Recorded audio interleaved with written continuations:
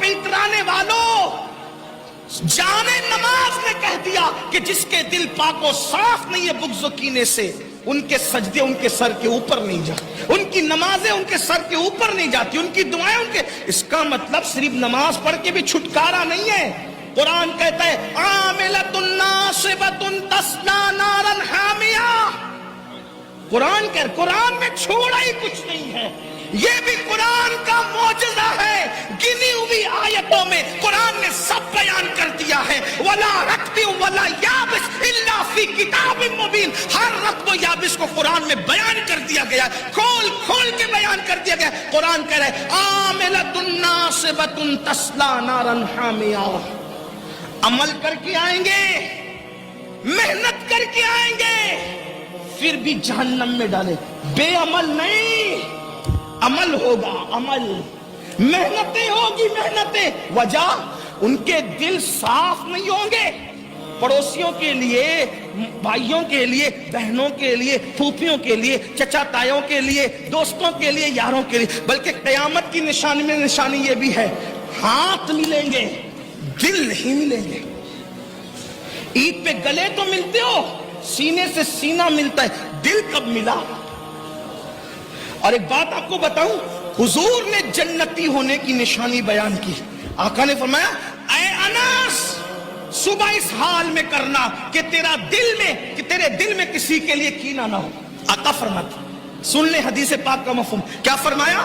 اے انس، صبح اس حال میں کرنا کہ تیرے دل میں کسی مسلمان کے لیے کینہ نہ ہو. یہ میری سنت ہے، اور جو میری سنت پر عمل کرے گا جنت میں میرے ساتھ جائے گا. سبحان اللہ، سبحان اللہ. اگر حضور کا ساتھ جنت میں چاہتے ہو، دل کو صاف کر لو. اب کہتے ہیں ارے حضرات ہم تو دعا کرتے قبول نہیں ہوتی. سیدنا ابو ہریرہ دمشق گئے، ملک شام.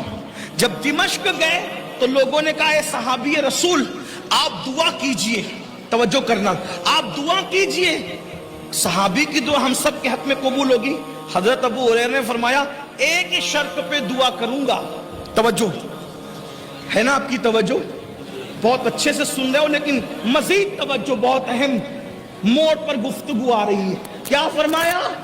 ضرور دعا کروں گا، شرط ہے اگر کسی کے اپنے رشتہ دار سے رشتہ ٹوٹا ہوا ہے تو پہلے وہ میری محفل سے باہر نکلے.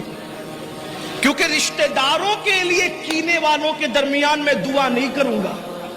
کیونکہ میں نے اپنے نبی سے سنا جس محفل میں رشتہ داروں کے لیے کینے والے موجود ہوں، رشتہ توڑنے والے موجود ہوں، رشتے کو منقطع کرنے والے موجود ہوں، اللہ دعا قبول نہیں کرتا. فرماتے ہیں میری دعا اگر لینا ہے تو پورے مجمع میں جس نے اپنے رشتہ داروں سے بات بند کر رکھی ہے باہر جائے. مگر وہ خیر القرون تھا، وہ خیر القرون تھا. اگرچہ اصحاب رخصت ہو رہے تھے لیکن سینئر تابعین کا دور شروع ہو چکا تھا. پتہ ہے جب پورے مجمع میں دمشق میں اعلان ہوا کہ دل میں کینے رکھنے والے اور رشتے توڑنے والے محفل کے باہر نکلیں، تو پوری محفل میں کوئی بھی ایسا نہیں تھا جو جائے سوائے ایک جوان کے. وہ جوان اٹھا اور اٹھ کے جانے کے بعد فوراً گھر پہنچا، اپنی پھپھی کے پاس گیا. کہا پھپھی اماں مجھے معاف کر دو، میں نے تم سے بات بند کر رکھی تھی. وہ پھپھی نے کہا اب ہوش آیا تجھے؟ کہا ہوش اس لیے آیا کہ حضرت ابو ہریرہ نے اپنی محفل سے مجھے نکال کے بھگا دیا کہ جب تک کہ رشتوں کو کاٹنے والے، دل میں کینہ رکھنے والے میں موجود ہوں گے میں دعا نہیں کروں گا. تو پھپھی امی اب صحابی کی دعا کی برکتیں لینی ہے تو میں تمہارے ساتھ صلح کرنے کے لیے آ گیا. آپ مجھے بتائیں یہ مقبول دعاؤں کی محفلیں تھی، ہماری محفل